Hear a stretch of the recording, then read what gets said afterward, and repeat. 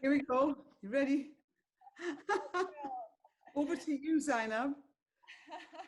Well, first of all, thank you, Annie, so much for joining us today. And before I hand over to you, I want to introduce myself and welcome everyone to the She Inspires Me Live Festival. My name is Zainab Salbi. I am the founder of Women for Women International.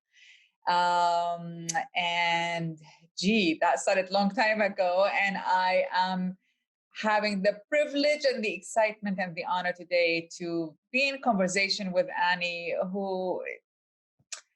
woman that inspires me deeply on so many levels. So Annie, thank you so much for joining us. So nice. Thank you so much.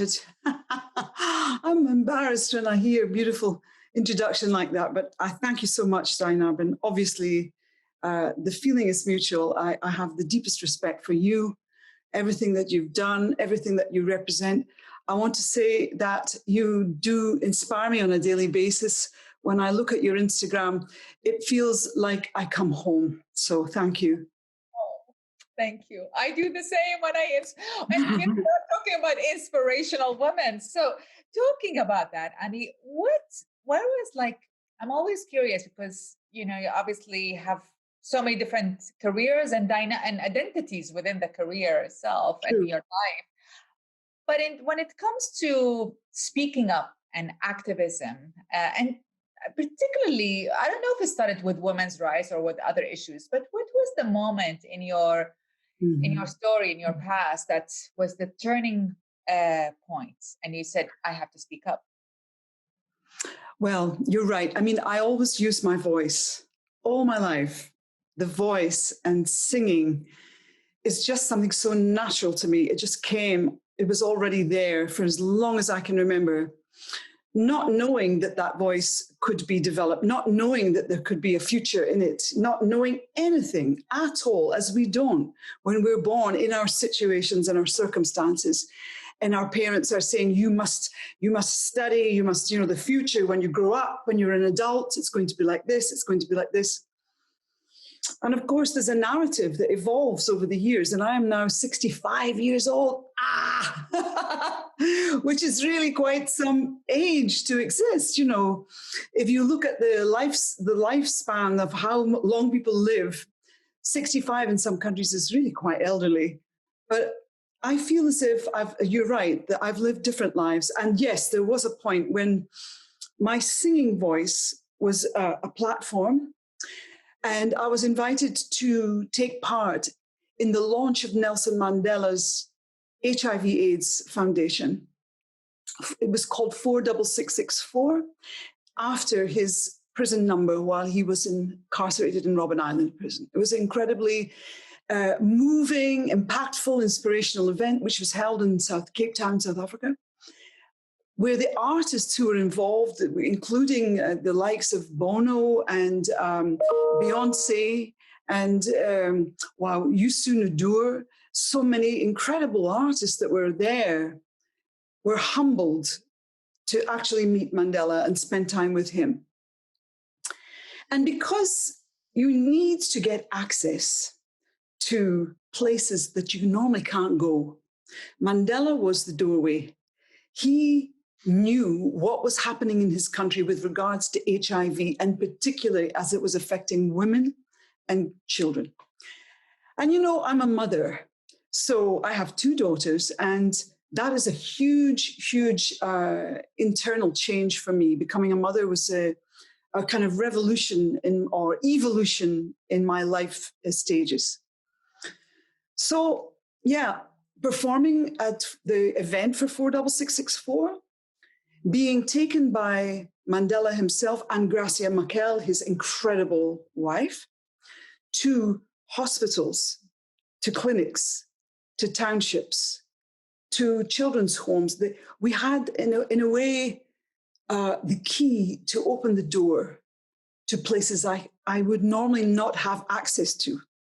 And it started there in South Africa. So I was witness to the HIV/AIDS pandemic while people were still not getting access really to effective treatment because the healthcare systems were broken down, they're very much improved because of HIV, actually, in a way, and because of some excellent ministers who decided to really be involved and to make a difference. And that's the point. I think I've had so many lessons along this road. One of them, and excuse me for talking, but I have so much to share with you. One of the major lessons that I've learned, and I know that you'll know this one too, is that politicians, those people in power, are the gateway. They can be the gateway to the green light to say, let's go, let's do this thing, let's change. Or they can be the bottleneck. They can totally prevent anything transformatively happening on nationwide levels, because that's what they represent. They represent the nations, they represent the people, they represent the challenges that the people face. And if those politicians are not invested in making transformative change, nothing happens. And this is one of our challenges. One of our challenges is to have leadership that knows it must represent the people and it must represent the wrongs of society, the ancient wrongs that have been going on for centuries, and they're not invested in it. And that's a big problem. It's so interesting, Annie, because, I grew up in Iraq in the midst of a dictatorship, basically, during Saddam Hussein's time. And I grew up fearing to speak about injustice because the price to speak about it was so high. It was personal price. It was, your family would go to prison or get killed. It's not even you. And so you grew up with that fear. And it's not that you don't know the injustice is happening. It's just that you're so afraid of your leaders and thus afraid for your life and your life of loved ones. Then we all become actually complicit. We became complicit in the silence because we're so scared. Now, when I think about what triggered me, it's that, but that defined it was like the opposite of me speaking out. So then I came to America, and I was like, I think I was 19, 20 when I came to America. And I just came and I was like, wow, they can speak freely here. In Western society, I mean, you can speak freely still, whether they're good leaders, they're bad leaders, but I'm still 30 years later, and I'm still like, wow, you can speak, you can say your opinion, and no one punishes you, like you don't go to prison or get killed. So for me, the pivotal moment, it's interesting hearing you actually, was I knew what I couldn't do when I was in Iraq. So the minute I came and in a country where it allowed me to do, I felt, and this is the similarity, individual responsibility. I mean, I was an immigrant young woman from Iraq whose country is in a war, had $400 in my pocket, but there was injustice happening. And in my case, it wasn't actually in America then, although there's a lot of injustice in America and everywhere. It was in other countries. It was in Bosnia at the time, and then later on Rwanda and Kosovo and Afghanistan. And I felt like it is my individual responsibility to act. Because when you're afraid of acting because there's a prize, I understood that. I don't have a judgment on that, But I feel when we live in a country that gives us that ability to speak, and we see injustice and we don't act, then I came to understand that when we see injustice and do not act upon it, we legitimize it and allow for the corruptions of our own values. Because we all want to think that we are good people. We are good people, but the goodness is not because we say we're good. We have to act we're good. And but to act good, to act upon our values, to be in consistence with our values, I think it takes courage. It takes a lot of courage because it's not easy to act when you see something wrong. And I have to say, one of my first awareness, one of the first impression you left on me many, many, many years ago was You, for years, in all your public event, wear a t-shirt saying, I am HIV positive. And that was courageous. It was gutsy, it was in a time, by the way, where there's a lot of phobia and a lot of discrimination and prejudice about anybody who had HIV. I mean, sort of the narrative now changed, but was it courageous? I mean, it was like, whoa, wow. It's such a good story. It's such a good story about this, because in South Africa at that time, and I'm talking back in 2004, there had been an organization called Treatment Action Campaign, and they really were the prime activists in the country they fought to make sure that treatment could be accessible to populations. This is huge. And at that time, one of the people who ran this organization was an incredible activist called Zaki Ahmed. And Zaki is HIV positive. And obviously, we're all older now, but Zaki at that time decided not to take treatment. He made a real political statement about it. And himself, he could have had access to it. And he actually became almost close to death. And this was a big public awareness campaign when Zaki himself said, I refuse to take treatment until everyone can have access to treatment. And Nelson Mandela came to visit him, and it was all publicized. Of course, it was all for the press, and it was a very, very good campaign. Mandela came to visit Zaki to persuade him, please take treatment. If you get access to treatment, take it, because we need you. We need you to be alive. And at that time, then Zaki said, yes, in that case, I'll take the treatment. I will take it now, and we'll keep fighting to get access for everyone. And he was wearing a T-shirt that said HIV positive. And he gave the T-shirt to Madiba, and Madiba wore it and was televised wearing HIV positive. And it was a sign of solidarity, because HIV was and still is stigmatized. People are afraid, like any illness that has to do with sexuality. It is very difficult for people to say, hey, actually, I'm HIV positive. Like, it's just something like I just had a cold, or maybe nowadays it will be stigmatized, with COVID, people will stigmatize coughing, because of fear. A fear of contraction. So when I saw Zaki in the T-shirt and the story of Madiba wearing the T-shirt, I felt like I wanted to be in solidarity with Treatment Action Campaign. I wanted to wear this T-shirt because I thought it's a fantastic, as an advocate for an issue, I don't want, my face is irrelevant really, but it's kind of like, okay, I maybe have a platform because of my face, but how can I highlight the issue that I'm representing? So I thought, I'll wear the T-shirt. And people did say, oh, I didn't know she was HIV positive. I'm not HIV positive, but I stood in solidarity. And everywhere I went, when I played, I would do fundraising concerts to raise money for organizations that were working for women and children who were affected by HIV. The T-shirt. Very nice for me, because I didn't have to worry about buying any special stage clothes anymore. It's like, that's the T-shirt. And I wore it for many, many years. And it was a tool. It was a communications tool. It had many levels. And it was courageous because you brought it to, concerts and cities all over the world and events. I mean, I think it was at Women for Women's event that I saw you wearing it. Let me ask you a question, because the theme of the She Inspires Me festival is how can we use this pandemic moment or to define the future in a way that is fairer, kinder, and more resilient. Now, it's, I've worked with conflict and lived in conflicts most of my life. And I've come to learn that crises actually are more, as hard as they are, they also provide us opportunities for change.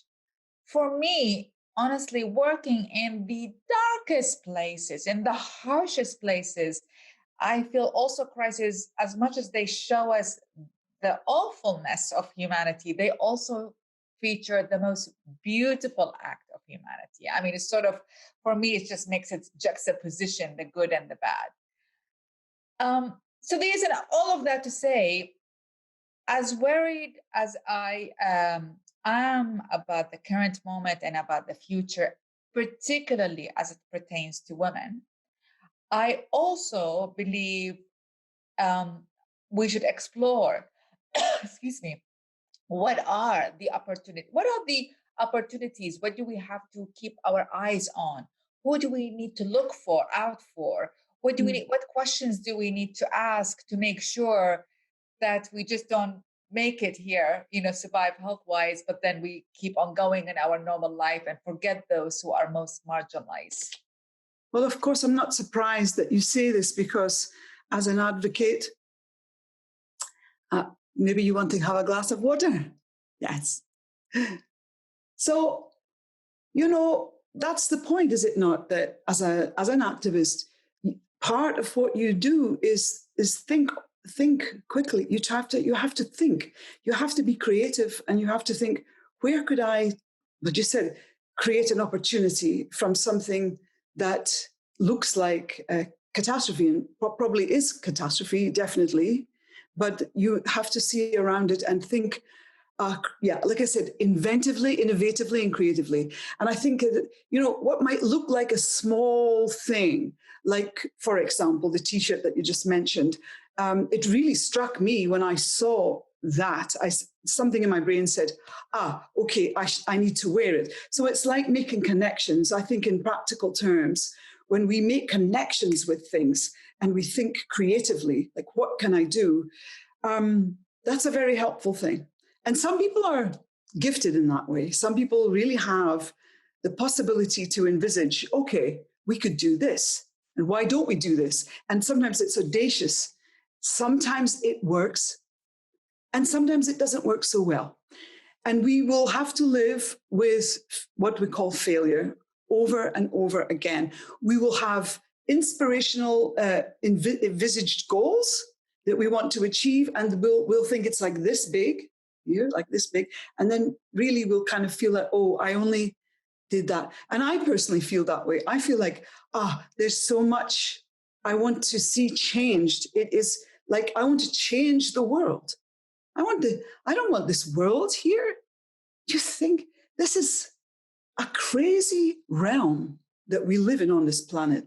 When I look at everything around me, it's almost like I want to hide from it, because the injustice, the divisions, the cruelty, the things as a child, if I had known the world could be like this, so unfair, so unjust, beyond any imagination, the suffering that is created, not just by happenstance or nature or a catastrophe that happened because a tornado came or a tree fell down, by human beings, it's preventable. It didn't have to happen.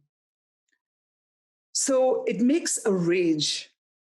It makes a rage. And that's really one of the things that's very hard to live with, but it's also the thing that will motivate you. So we have to live in a very polarized existence that has goodness and has, I don't like the word evil, it sounds very biblical, but in actual fact, because I'm not really religious in any way, but I have to say, I think the world does carry evil, extreme darkness.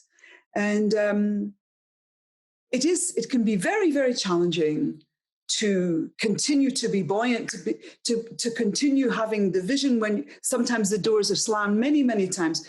And I think just before I round it off, I would say one of the characteristics that are important for any activist, any advocate for anything, is that you must be determined, committed, and you have to be prepared to try again and again and again.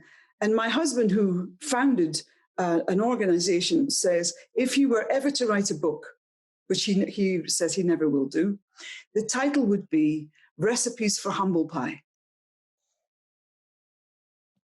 You have to take it, you have to take it. It's so true. I mean, I feel my expression of that is build a bridge, they will destroy it. Build a bridge again, they will destroy it again. build a bridge until so many people are part of building that bridge can never be destroyed. And it's sort of my own way of articulating, try. I feel like, look, we are in a historical moment like never before. Mm-hmm. We are seeing so many beautiful stories of frontline workers and everything, but we're also really worried. Domestic violence has increased, tremendously in a really worrisome side. There are climate change issues still going on. There are refugee crisis still going. I mean, it's just like it carries on. All the things carry on. The issues carry on, and on top.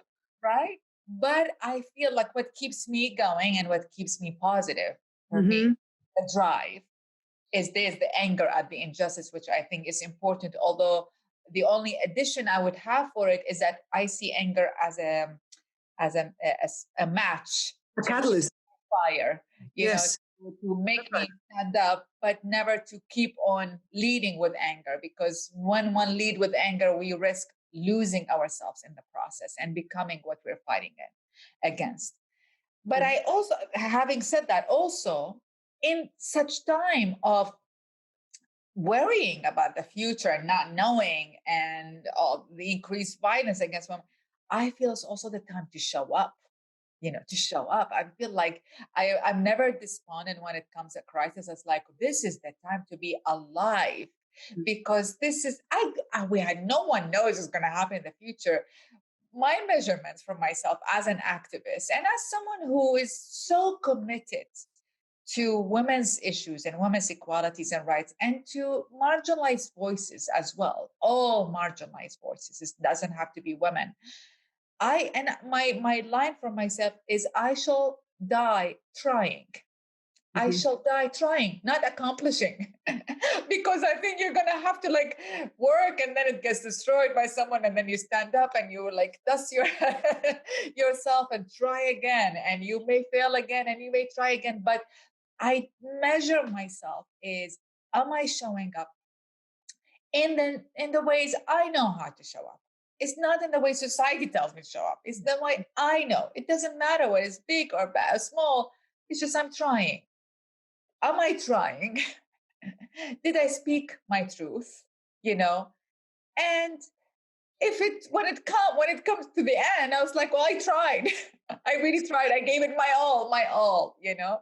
And yes. So as worried as I am about or angry as I am, rather, really angry at what women are facing. I mean, women are saving the day in this pandemic time. Women are, I just read a report that the reason we don't know as much on the 1917 pandemic crisis, as much as we know from World War I and World War II, is because women run the show. They saved the day that time, and thus history did not write them. And now we are saving the day right now. And I think this is our time. I think we're going to have to write our own history. So in conclusion, few tips you have for women who want to be activists, who want to try, who want to make the world a better place. Any parting words that you have? Okay. So number one, I can't be prescriptive about how anybody does anything, right? I don't think, when I went to South Africa and I realized that women were being affected with HIV and I hadn't understood it, mothers were being affected, they were dying and their children were left as orphans, okay? This went so deep for me as a woman and a mother. And I had wanted to do something. This is the little part that I wanted to put in earlier. I wanted to do something for years. I knew that I had possibilities, but I was focusing on what I was doing as a singer-songwriter, as a creative person in the world. The time wasn't quite right. 2004 came, and I understood, I recognized it. It came to me and I couldn't turn away from it. So I would say there must be, first of all, an aha moment. You cannot just decide, oh, I think I'll do this thing or that thing. Well, you can, but it won't. I don't think that's going to last too long. I think you have to have something internal that is such a deep connection for you.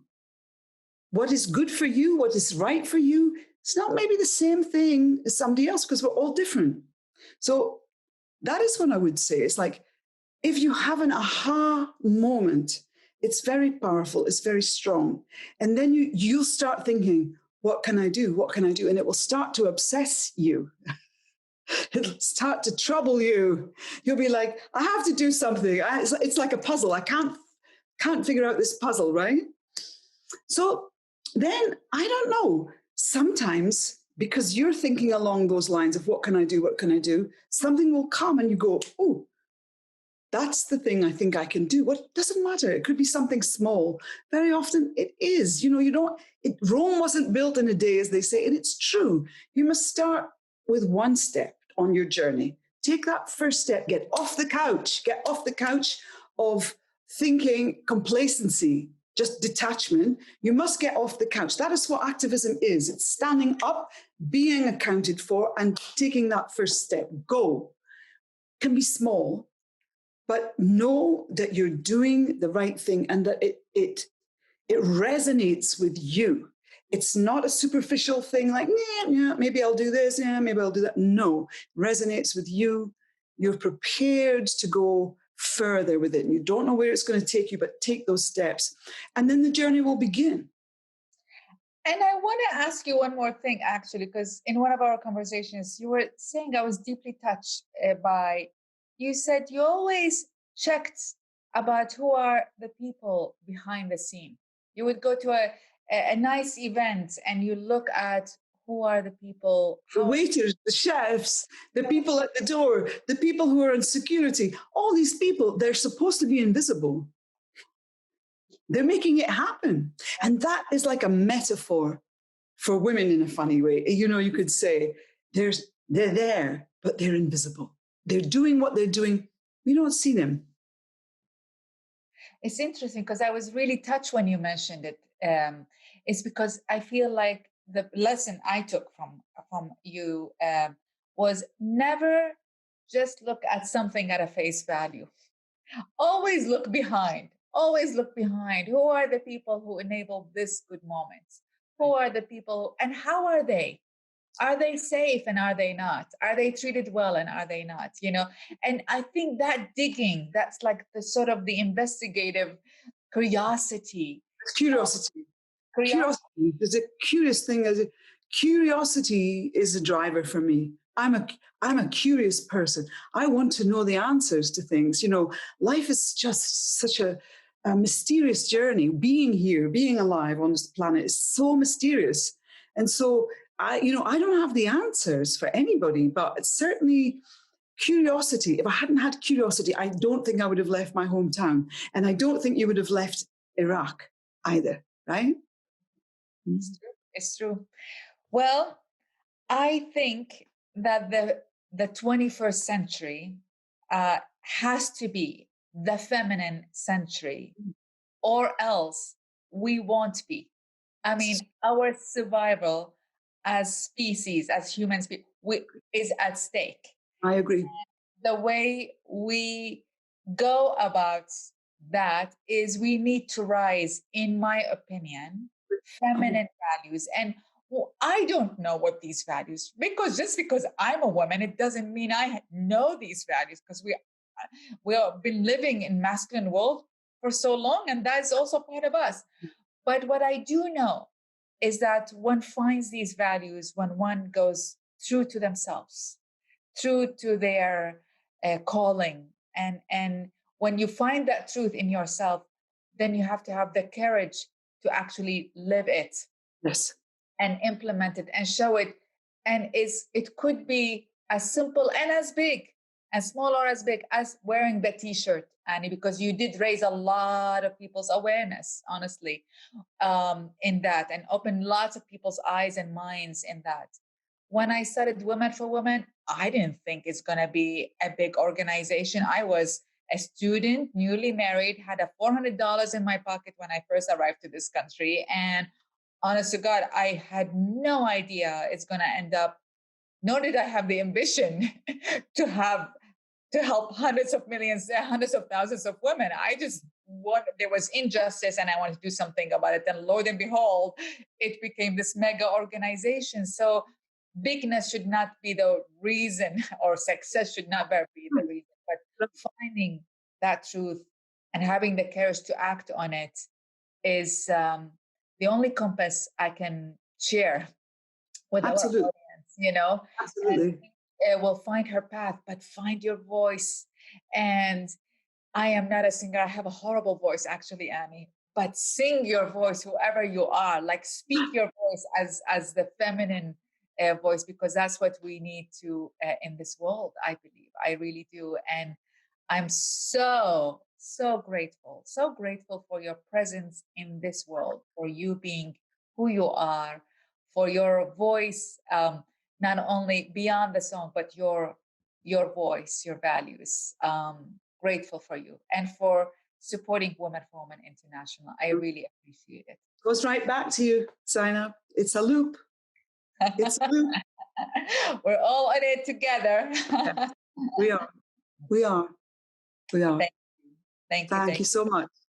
Thank you.